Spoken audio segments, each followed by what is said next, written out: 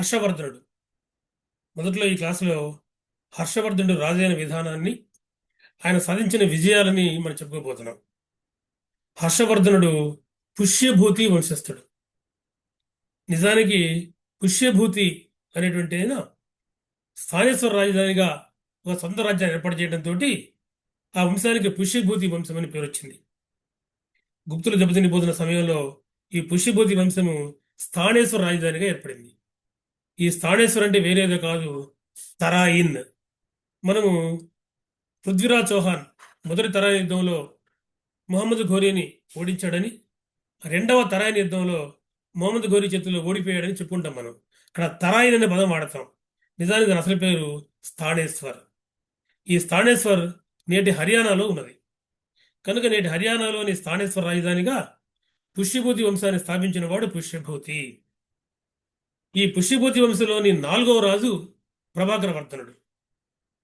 ఈయనకి రాజ్యవర్ధనుడు, హర్షవర్ధనుడు అనేటువంటి ఇద్దరు కుమారులు, రాజ్యశ్రీ అనే కుమార్తె ఉంది. మ్యాప్లో చూడండి. మౌఖరి రాజు కనోజు రాజధానిగా మౌఖరి వంశం పరిపాలిస్తోంది. ఆనాటి మౌఖరి వంశస్థుడి పేరు గ్రహవర్మ. ఈ గ్రహవర్మకి రాజ్యశ్రీ ఇచ్చి వివాహం చేయడం జరిగింది. కొద్ది కాలంలో ఒకవైపున కాశ్మీర్ ప్రాంతాల్లో హూణుల దండయాత్రలు జరుగుతున్నాయి. వాళ్ళు వచ్చి ప్రభాకర వర్ధనుడితో యుద్ధం చేయడంతో ఆ హూణుల దండయాత్రలో ప్రభాకర వర్ధనుడు చనిపోయాడు. ప్రభాకర వర్ధనుని భార్య యశోమతి సతీ సగమనం చేసింది. దాంతో ప్రభాకర వర్ధనుని పెద్ద కుమారుడు రాజ్యవర్ధనుడు రాజయ్యాడు. ఈ సమయం నాటికి మ్యాప్లో మీకు మళ్ళీ మాళవ ప్రాంతం కనపడుతుంది. ఆనాటి మాళవ రాజు పేరు దేవగుప్తుడు.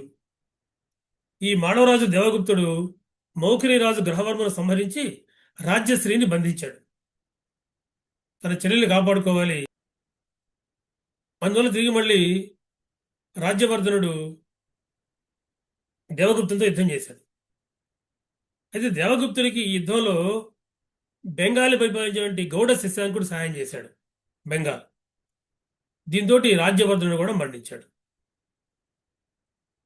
ఇటువంటి క్లిష్ట పరిస్థితుల్లో హర్షవర్ధనుడు రాజయ్యాడు. కానీ 606-7 నాటికి హర్షవర్ధన్ రాజే సమయంకి మౌఖరి రాజు గ్రహవర్మ సంహరించబడ్డాడు. హర్షవర్ధనుని చెల్లెలు బందీ అయి ఉన్నది. మరోవైపున చుట్టుపక్కలన్నీ కూడా శత్రు దేశాలు బలంగా ఉన్నాయి. దేవగుప్తుడు విజృంభించి ఉన్నాడు. ఈ సమయంలో తిరిగి మళ్ళీ రాజపుత్ర అభివృద్ధి ధరించి స్థానేశ్వరులు హర్షవర్ధనుడు సింహాసనాన్ని అధిష్ఠించాడు. ఇక తిరిగి మళ్ళీ హర్షవర్ధనుడు దేవగుప్తుని ఓడించాలి. అందువలన ఈయన కామరూప రాజు అయినటువంటి భాస్కర వర్మకి సహాయం తీసుకున్నాడు. కామరూప అంటే నేటి అస్సాం, మ్యాప్లో మీకు కనబడుతుంది. ఆనాటి రాజు పేరు భాస్కర వర్మ. ఈ భాస్కర సహాయం తీసుకున్నాడు. సహాయం తీసుకొని దేవగుప్తుని ఓడించాడు. దేవగుప్తుని స్థానంలో అతని సోదరుడు మాధవగుప్తును మాళవ రాజ్యానికి రాజుని చేశాడు. మాళవ రాజ్యం ఇప్పుడు హర్షవర్ధన్కి సామంత రాజ్యంగా మారిపోయింది. ఈ సమయంలోనే, ఈ యుద్ధాల సమయంలో రాజ్యశ్రీ తప్పించుకొని పారిపోయింది. ఆమె ఆత్మహత్య చేసుకోబోతున్నప్పుడు హర్షవర్ధన్ సైన్యాలపై కాపాడే హర్షవర్ధనుడు తిరిగి మళ్ళీ రాజశ్రీని ఆదరించాడు. ఆమె హీనయాన బౌద్ధ మతాన్ని స్వీకరించి బౌద్ధ మత సన్యాసినిగానే ఉండిపోయింది ఆమె. ఇక ఈ సమయం నాటికి గుజరాత్లో మైత్రికా వంశం పరిపాలిస్తుంది. మైత్రికా వంశం. ఆనాటి మైత్రికా వంశం రాజు పేరు రెండవ ధ్రువసేనుడు. ఆ రెండవ ధ్రువసేనుడిని ఓడించి హర్షవర్ధన్ తన అల్లుడుగా చేసుకున్నాడు. కాబట్టి గుజరాత్ మీద కూడా హర్షవర్ధన్ పెత్తనం కొనసాగింది. నామమాత్రంగా అయినా సరే అతను అల్లుడు పరిపాలిస్తున్నాడు. సామంతరాజుగా అతను ఒప్పుకున్నాడు. హర్షుని యొక్క ఈ గుజరాత్ విజయాన్ని నౌశేసి రాగి పత్రాలు వివరిస్తున్నాయి. నౌశేసి రాగి పత్రాలు కొన్ని లభించాయి, కొన్ని దానపత్రాలు అవి. అందులో హర్షుడు గుజరాత్ని జయించిన విషయాన్ని మనం తెలియజేస్తోంది. ఇక గౌడ శశాంకుడు ఉన్నాడు. గౌడ శశాంకుడు ఇంతకుముందు దేవగుప్తుడికి సహాయం చేసినవాడు, హర్షవర్ధనుడికి వ్యతిరేకి. అందులో తిరిగి మళ్ళీ హర్షవర్ధనుడు కామరూప రాజు అయినటువంటి భాస్కరవర్మ యొక్క సహాయమే తీసుకున్నాడు. తీసుకొని గౌడ శశాంకుడిని ఓడించాడు. గౌడ శశాంకుడు నిజానికి ఒక బౌద్ధ మత వ్యతిరేకి. ఈయన అనేక మంది బౌద్ధులు హింసించడమే కాకుండా బౌద్ధగయలోని బోధి వృక్షాన్ని నాశనం చేసిన వాడు కూడా. ఆ తర్వాత వెళ్ళి మరి సిమల దేశం నుంచి తిరిగి ఒక ఆ, బోధి వృక్ష యొక్క భాగాన్ని తీసుకొచ్చి ఇక్కడ నాటడం ఇప్పుడు మళ్ళీ ఉంది. కానీ మధ్యలో ఈ బోధి వృక్షాన్ని నాశనం చేసిన వాడు గౌడ శశాంకుడు. కానీ గౌడ శశాంకుడు ఓడించిన వాడు ఒకవైపున హర్షవర్ధనుడు, రెండో వైపున భాస్కర వర్మ. శశాంకుడు మరణించాక బెంగాల్, మగధ, గంజాం ప్రాంతాల్లో, ఒరిస్సా ప్రాంతాల్లో ఆ రాజ్యపరిపాలన సాగుతూ ఉంటే వాస్తవంలో కొన్నిటిని, హర్షుడు మరికొన్నిటిని ఆక్రమించుకుని పరిపాలించారు. ఈ సమయంలో మళ్ళీ మనం చూసాం, కనోజులో గ్రవన్ మరణించిన తర్వాత అక్కడ సింహాసనం ఖాళీ ఉన్నది. అందులో 612 ఏడీలో ప్రజల కోరిక మేరకు హర్షవర్ధనుడే స్థానేశ్వర్, కనోజు రాజ్యాలను కలిపి మరీ పరిపాలించాడు. అందులో రాజధాని ఆయన స్థానేశ్వర్ నుంచి కనోజుకి మార్చాడు, కుబ్జానికి మార్చాడు. 612 ఏడీలో కనోజులో శీలాదిత్య బిరుదు ధరించి హర్షవర్ధనుడు రెండోసారి పట్టాభిషేకం చేసుకున్నాడు. మొదటిసారి పట్టాభిషేకంలోనేమో స్థానేశ్వర్లో 606 ఏడీలో రాజపుత్ర బిరుదు మీద, రెండవసారి పట్టాభిషేకం ఏమో 612 ఏడీలో కనోజులో శీలాదిత్య బిరుదు మీద. కనుక రాజపుత్ర, శీలాదిత్య అనేటువంటివి హర్షవర్ధన్ యొక్క బిరుదులు మనం గుర్తుపెట్టుకోవాల్సి ఉంటుంది. కానీ ఉత్తర భారతదేశం కనుక చూసే పని అయితే స్థానేశ్వర్, కనోజ్ రాజ్యాలు తను సమర్థవంతంగా పరిపాలించినవి.